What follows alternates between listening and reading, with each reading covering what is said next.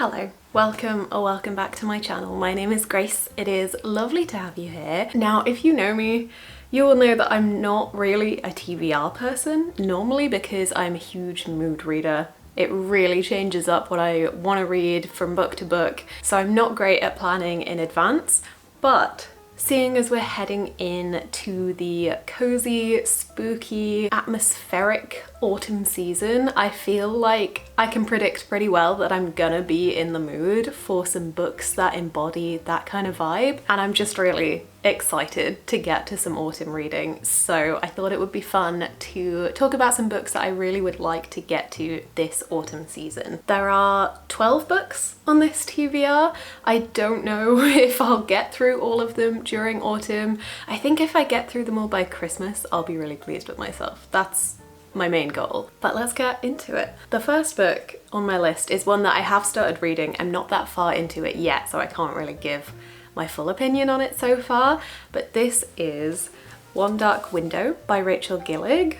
Now this one blew up on BookTok as well as over here on BookTube. Everyone has been obsessed with this for a little while and I kind of wanted to see what the fuss was about. This is the first book in a fantasy duology set in a world where this magical, eerie, spooky mist is encroaching upon the kingdom, and our main character is a young woman with a monster in her head who can speak to her. Right off the bat, that seems like perfect autumnal vibes. And then the main character, Elspeth, meets a mysterious highwayman on the forest road, and because of him is drawn into a secretive, dark world where together they're trying to save their kingdom from this magical infection and the mist. I really was looking for atmosphere, and this just sounds like it has that in spades.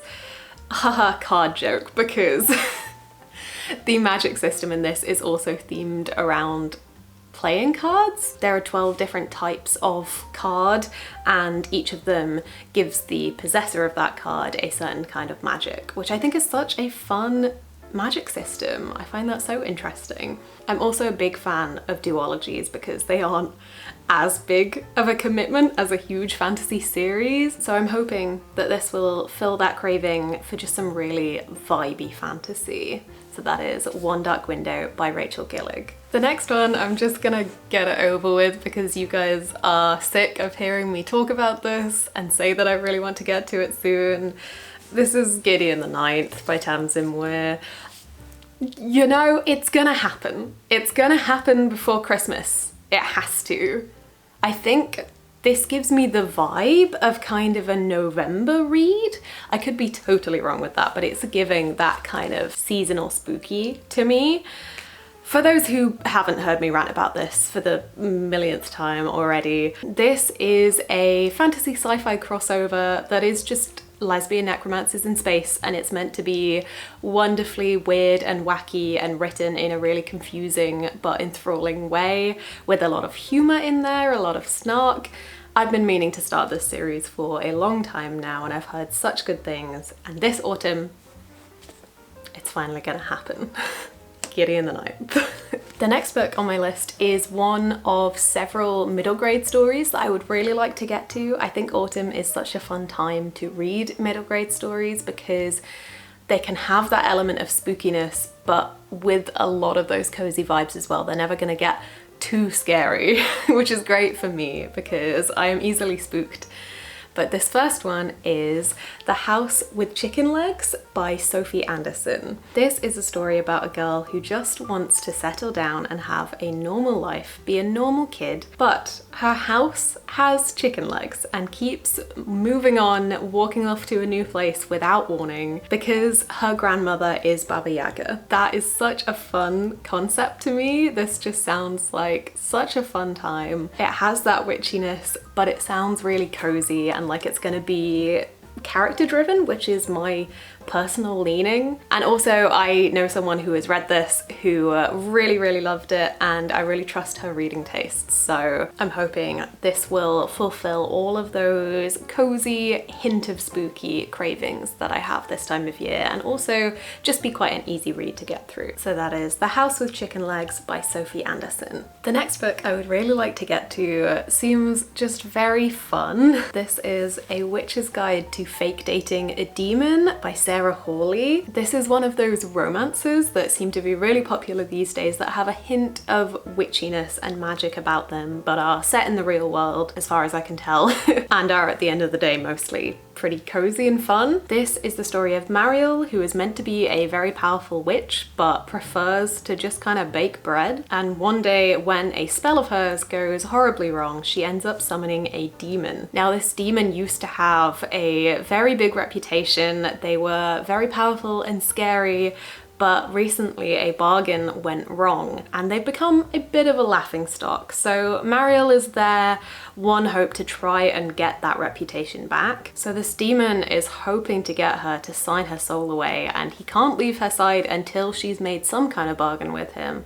So there's kind of a forced proximity going on here. And of course, if he manages to get her to sign her soul away, then that's gonna damn their chances at love. So there's gonna be a little bit of angst here. I'm looking forward to a fun, mostly fluffy romance, I think, but with a bit of that spooky season vibe to it. I think this is gonna be quite unserious, which I'm definitely looking forward to. So that is A Witch's Guide to Fake Dating a Demon by Sarah Hawley. The next book I really want to get to is a young adult fantasy that came out a little while ago. I was really excited to get to at the time, but I think this is the perfect season for it.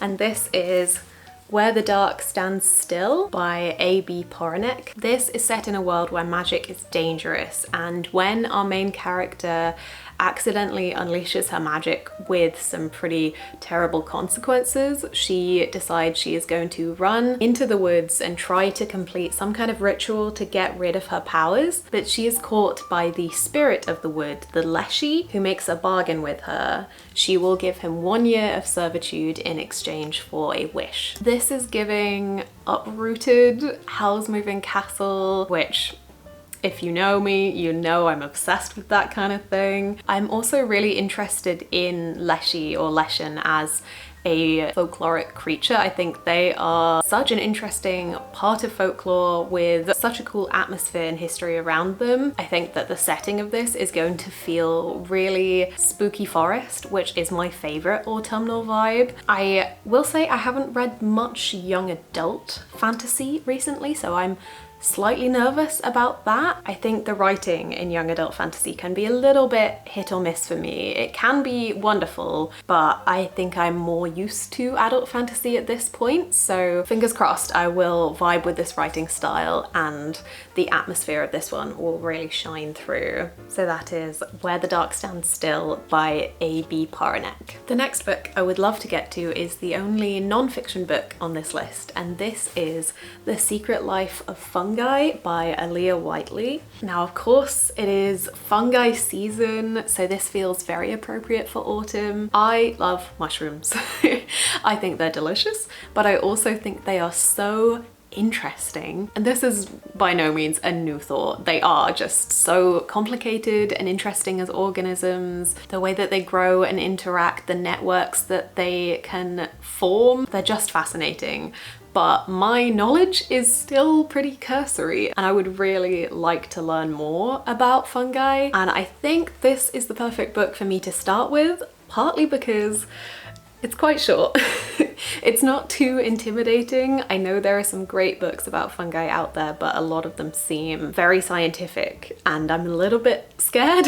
This seems like the right kind of level for me to start off with. This is kind of giving just a general overview and lots of fun little facts. And it's also described as very lyrically written. It's sort of an appreciation as well as a scientific dissection, which I think I'm going to really appreciate because I think that will hone in on the magic of fungi, and I really love lyrical, whimsical writing. I go on about it all the time. I'm hoping to do a kind of mushroom themed reading vlog at some point this autumn, fingers crossed. So the plan is that this will feature there, but I am really excited to get to this one and learn some new things about one of my favorite parts of nature and autumn. So that is The Secret Life of Fungi by Aaliyah Whiteley. The next book is probably the weirdest one on this list. I don't have my copy yet, it's still on the way, but this is Someone You Can Build a Nest In by John Wiswell. This is the story of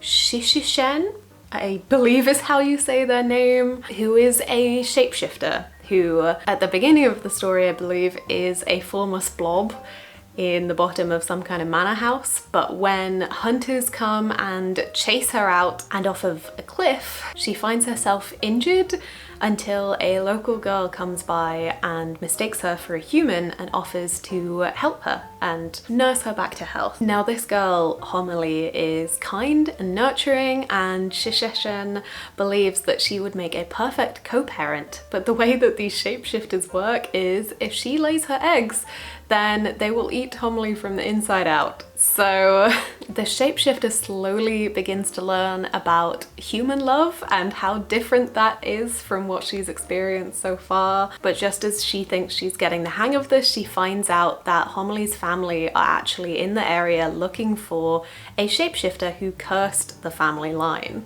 So now Shisheshen has the angry in-laws to deal with, as well as this entirely new form of love. This sounds so weird in the best kind of way. It has that weird kind of sci-fi element to it, but also a comedic kind of romance. I've heard really great things about the way that this is written, and it just sounds delightfully odd to me.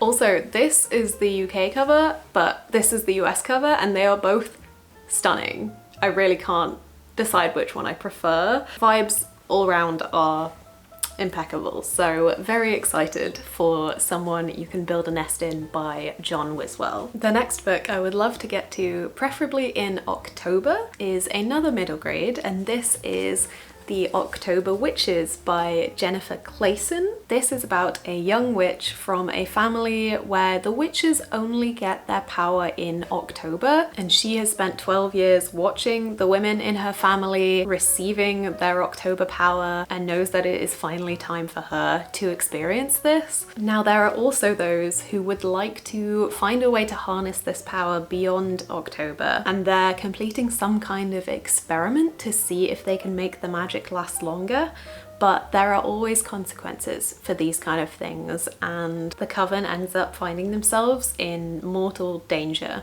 because there will always be a price for magic that has no end. I have not heard anyone talk about this book. I picked it up when I was still working my bookstore job. As soon as this came in, basically, I thought, vibes, perfect, yes. This is the kind of witchy book that sounds whimsical, and it has that coming of age aspect to it that I really enjoy. But yeah, I really know nothing about it beyond the blurb, so I'm excited to go into this one with no external expectations, and I think this is definitely gonna have to be an October read. I mean, it's in the title and it's very witchy, so I'm very excited to get into that Halloween kind of mood with The October Witches by Jennifer Clayson. The next book on this list is the only graphic novel that I have on this list, and this is Mooncakes by Wendy Zhu, Suzanne Walker and Jomette Gill. This looks like such a cozy autumnal read. This is the story of a teen witch who follows reports of a white wolf in the woods and ends up finding her childhood crush, who also happens to be a werewolf. The two of them must then work together to investigate some dark magical forces that are arising in the area, whilst also maybe beginning to rekindle their romance. I don't want to know too much about this one going in. Obviously, it'll be quite a short read. I do know that the illustration style is definitely my kind of thing. Look how cute these characters look. Oh, I think this is gonna be the perfect, easy autumnal read to just get me in that mood. And I haven't been reading as many graphic novels recently as I would like to. I read a lot last year that I absolutely adored, and I'm really excited to dive back into that kind of media, especially one that looks this adorable. So that is Mooncakes. Now, the last 3 books on this list are all, I think, 5-star predictions for me, and I'm just so excited for all of them. The first of these 3 comes out in a few days. I'm so excited. This is Rewitched by Lucy Jane Wood. Now, Lucy is a creator here on YouTube. She talks about books all the time. I've been watching her videos for quite some time now, so when she said that she was coming out with a cozy witchy book, I was just so pumped.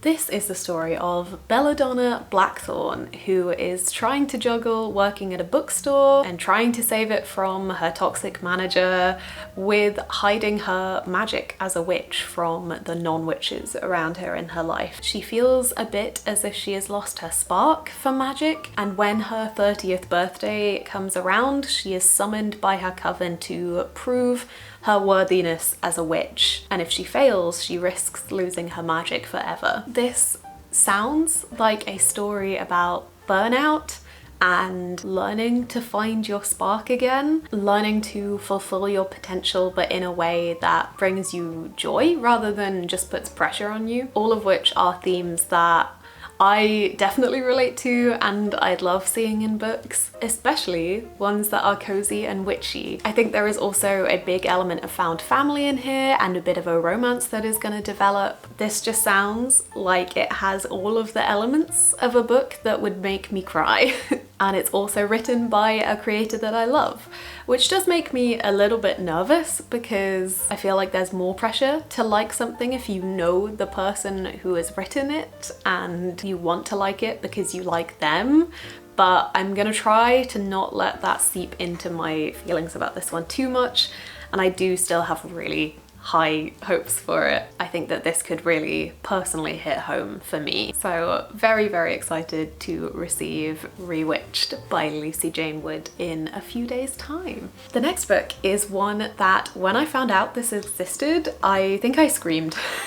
This is The Grace of Wild Things by Heather Fawcett. Now, if you don't know, Heather Fawcett is the author of the Emily Wilde's Encyclopedia of Fairies and that series, which I really, really enjoy. I love her writing style, and it took me a while to find out about this other book that she had written because this has not been released in the UK yet. My lovely boyfriend actually got me this for my birthday and had to get it shipped over from America because he knew how excited I was for this one. This is a witchy retelling of Anne of Green Gables. If you don't know, Anne of Green Gables is one of my favorite books of all time. I absolutely love the coming of age themes, the whimsical way that it's written. It's full of so much joy and so much love of the natural world, and then to add witchiness and magic to it.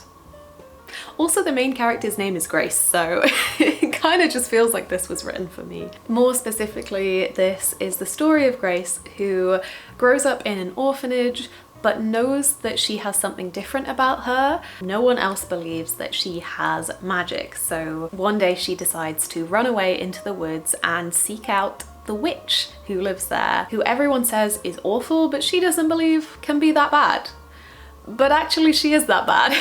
She steals souls and gobbles up hearts for spells, but Grace is persistent and makes a bargain with her that if she can learn all 100.5 spells in the witch's grimoire, then the witch will have to teach her how to use her magic. But if she fails, then the witch can take her magic away from her. I am just so excited to get to this one. I absolutely adore Heather Fawcett's writing style, and even if I didn't, I would have jumped at the chance to get this book because it just has so many elements of books that I already love. I think there is going to be some kind of begrudging relationship that forms between this girl and the witch. And I love that kind of dynamic. I think this is going to have the perfect balance of coziness and spookiness. Just all round, it's full of green flags. So I really hope this one lives up to my expectations, but I do have pretty high hopes for The Grace of Wild Things by Heather Fawcett. And last, but most certainly not least on this list, is A Dark and Drowning Tide by Alison Saft. This book came in the other day. I had it on pre-order for a very long time and I've been so excited to get to this book. I have not actually read anything by Alison Saft before, but I know that she is a very beloved author, but this one especially just seems so perfect for me. This is the story of Lorelei, who is a folklorist, and she is going on an expedition to find a mythical spring of untold power that the king is looking for to solidify his reign. Now, their expedition gets off to a harrowing start when her mentor and the leader of this expedition is killed in her quarters aboard their ship.